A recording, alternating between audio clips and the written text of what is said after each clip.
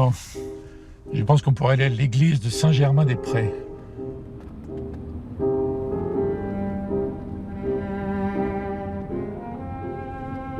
Ce qui est intéressant, c'est l'utilisation du terme de nation.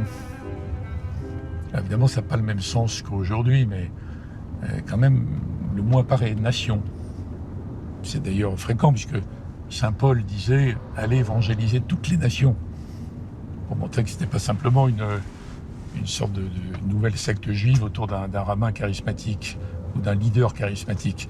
Et là, dans les textes en question, c'est le rassemblement des nations, et Jésus est au-dessus. Il rassemble les nations. J'y vois l'origine, moi, de l'idée supranationale. Vous voyez ? Il y a une longue période où la chrétienté, derrière le pape, domine l'ensemble et veut domestiquer les nations, les rois, avec des conflits qui durent des siècles. Et les fondateurs de l'Union européenne étaient des démocrates chrétiens, en fait.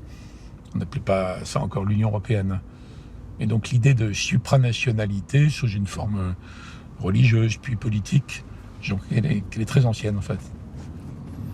Donc il y a eu beaucoup de belles idées comme ça, qui remontent aux valeurs chrétiennes, qui ont été en partie sécularisées au XVIIIe siècle, mais qui n'ont pas fonctionné.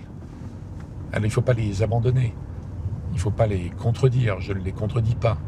Mais on voit bien que dans le monde réel, ça ne suffit pas, vous voyez. Je suis réaliste. Je pense que le réalisme est une honnêteté intellectuelle.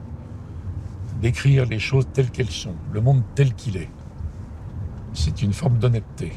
Moi, je ne raisonne pas en termes d'espérance. Comme j'ai passé quand même 20 ans de ma vie au cœur du pouvoir, vous voyez, pas dans l'agitation politicienne, mais dans le pouvoir vrai.